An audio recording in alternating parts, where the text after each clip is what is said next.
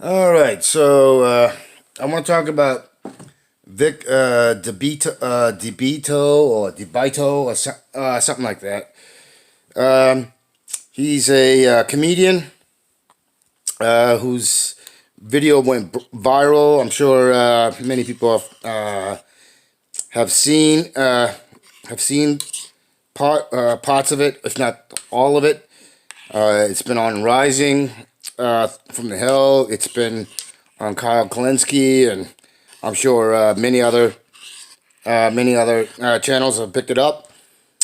But Vic did a video about 2 weeks ago about televangelists, and he mentioned how as he was growing up and he was seeing this shit happen because if you're thinking clearly, if you're paying attention, you know basically that all they are con artists, and what they're doing is a con.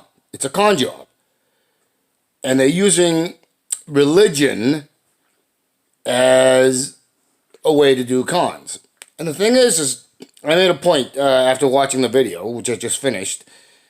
That there are laws on the books still that actually could be used against these people, uh, and it would actually bring them on felony criminal charges, and give them jail time. But as you notice, they've never done it, and as you also notice that they've gotten really big. Like for instance, the 700 Club with Pat Robinson. That's he started out as one of those televangelists. He was a small time, built up a huge thing. He ended up getting a national syndicated show along with some others. He has connections to politicians. He's actually been also at the National Prayer Breakfast, and those who are go to Washington and do the in the White House. So and there is and it's and if you are paying attention, you'll know that many of them are the televangelist criminals who are at these national prayer breakfasts, and ones that doing the prayer thing. And so, uh, and Vic said, as he was growing up, he saw this and he was like, "How the fuck does this make sense?" And the truth is I did the same thing. And but the media, when they were covering it, they said, "Oh well, it's because of law, because of laws and separation of church and state, and then they went on to talk about how it relates to nonprofit, and how it relates to this and this statute and this regulation." And so, but they never bring up a point that these guys actually fit perfectly with the laws and rules and statutes and regulations that actually explicitly says it can't happen. It's the same sort of stuff that for those snake oil salesmen from way back. The laws haven't really changed all that much. So of course it's always applied to the small time and small bit players, the snake oil salesmen and that sort of stuff. But and the ones who had more money and more connections didn't get it. But that's par for the course. And that means that this sort of corruption has been happening well before today and now. And so,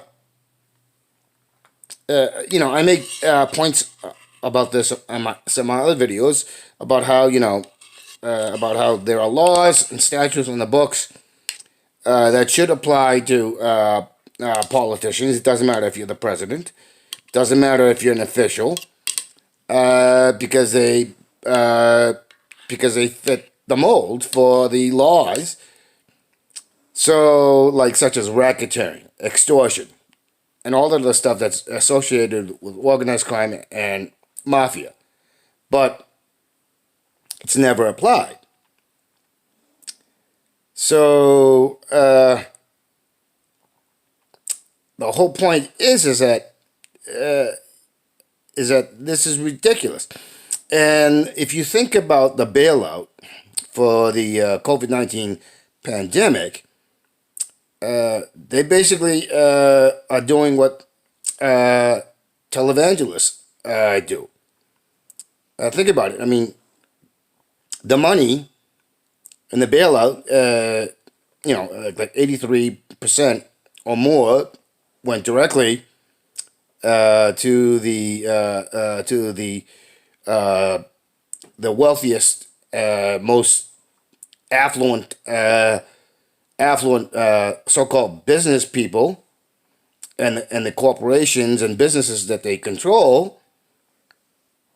But even the so-called $1,200 that was supposed to go to average people, we've seen with USAF, the military, that military bank, and how they were taking money because because you owed a debt to somebody or something, or you had negative balance, or whatnot. So, and there was no stipulation or regulation that they couldn't do that. And we're in the middle of a pandemic. We got friggin' up to now over 26 million applying for unemployment, and most and there are more. You got small businesses that actual mom and pop small businesses who can't even get access to the loans, and they're the ones that are stipulated you have to keep your employees, and yet you've got these so-called small businesses, but they're not, because they're owned by a big parent company, and they're getting 20 million, they're getting 30 million, 15 million. And all the enforceable regulation is on the mom and pop operations, the actual small businesses, and there are hundreds of ways that they're screwing over the people, the general population. You got the IRS making it so that you're if you're on Social Security and you got dependents, there's a good chance if you don't make enough and you're on the lower end spectrum, you're gonna lose that $500 for childcare. So if you're a grandmother or a grandfather and you're taking care of a child, you'll lose that $500 if you're not making a certain amount of money on your Social Security check. This is all. It's the same. It's the same thing, regardless of whether or not you have you're a religious leader or not. And let's face it, it's not religiously. You're a con artist. You're a criminal, and you should be in jail. because there are laws that specifically state you can't do that. But that's the way all laws work. It only applies to the general populace who do not have connections, who do not have money, who do not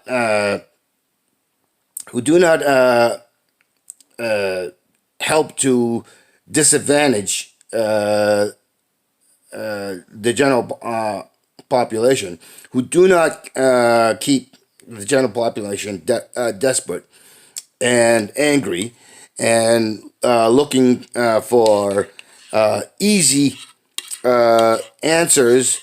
Oftentimes those easy answers have absolutely nothing to do with reality, such as targeting minorities, or saying the virus and the pandemic is a Chinese virus, or the other thing was something climate change is a Chinese hoax, or whatnot. And I'm not Chinese, by the way. I'm Korean. So it's all of this. So understand, rules only apply for those of us who have to pay attention to how we use our financial resources. Our car payments, our mortgage payments, our rent, our food costs, our heating and electricity and our taxes, and those rules only just apply to us. Trump can default on his loans and basically say, I'm not going to pay for it, and he can go get a loan from the same fucking place that he defaulted on. However, we overdraft a couple of dollars and we're fucking hammered. And it's immediately, seconds after. And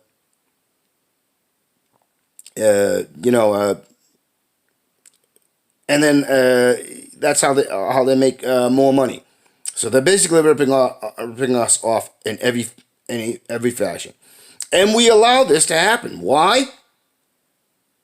Because we're not there coming together and saying, "Fuck you, you piece of shit, you fucking criminal," and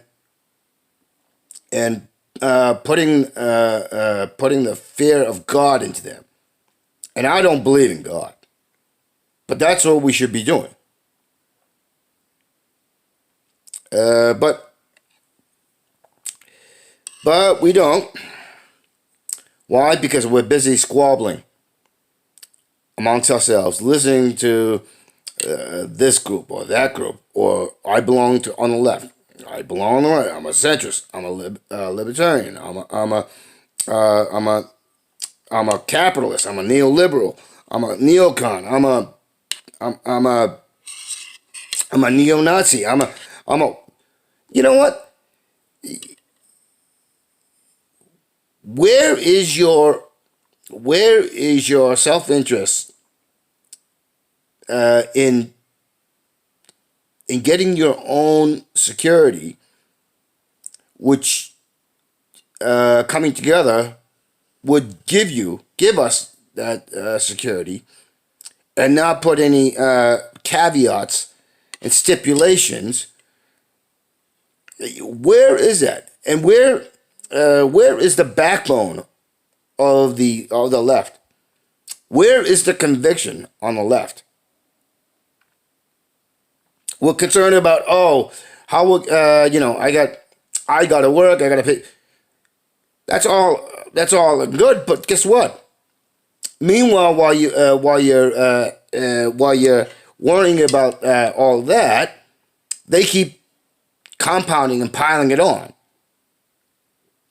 and you get hammered more and more, when we should be coming together and saying, you know what, we've had enough. It's not just me that's getting hurt; it's everybody. And because everybody's getting hurt, who's not connected, who doesn't have money, who has to actually work for a living, who actually has to watch how we spend our money, who has to constantly worry, and so on and so forth, who has to try to figure out how to get to work, or how to do this or how to do that.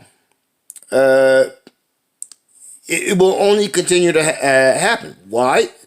That's why That's why you have Fox and MSNBC and all those giving pushing this crap. That's why you have the politicians pushing the division.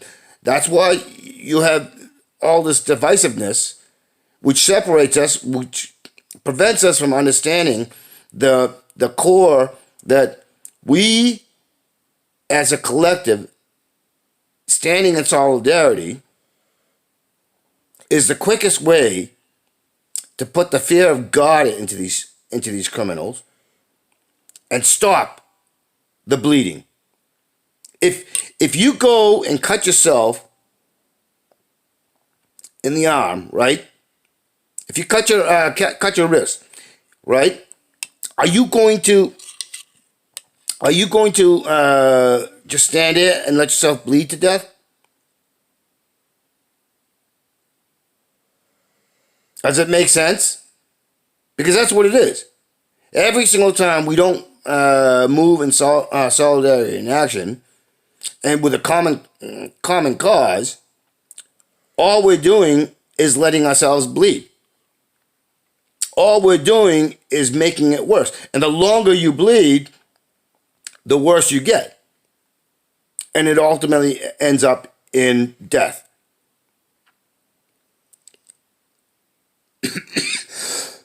Where is the self-enlightened interest? Where is the self-preservation? Where is the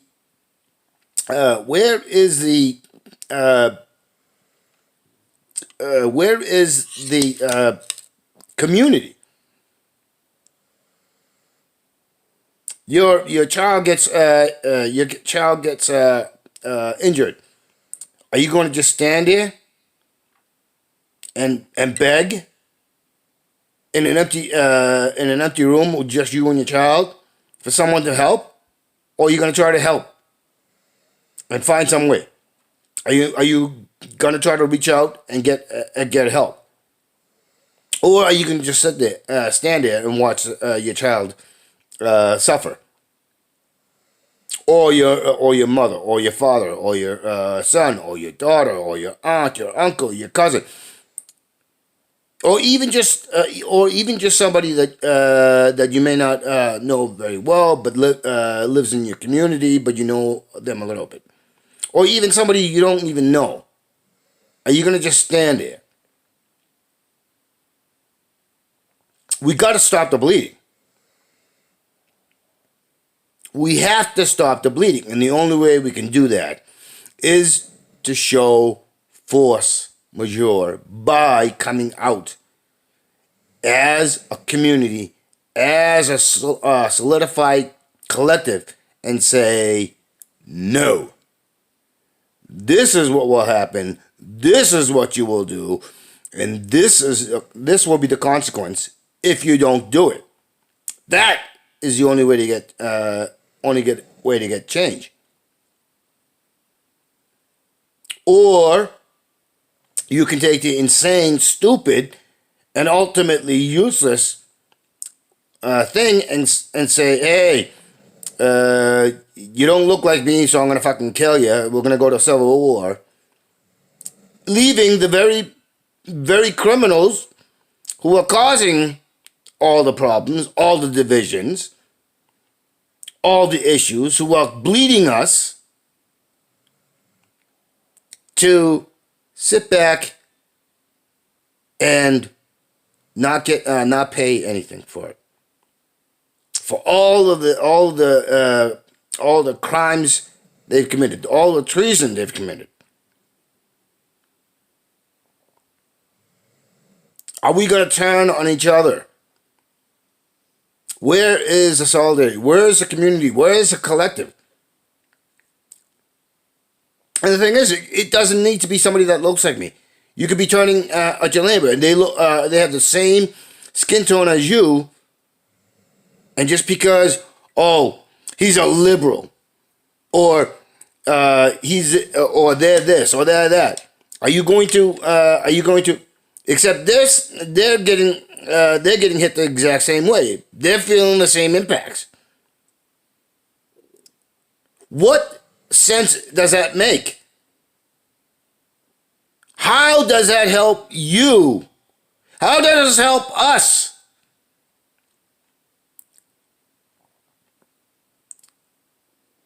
All right. Anyways, that's it.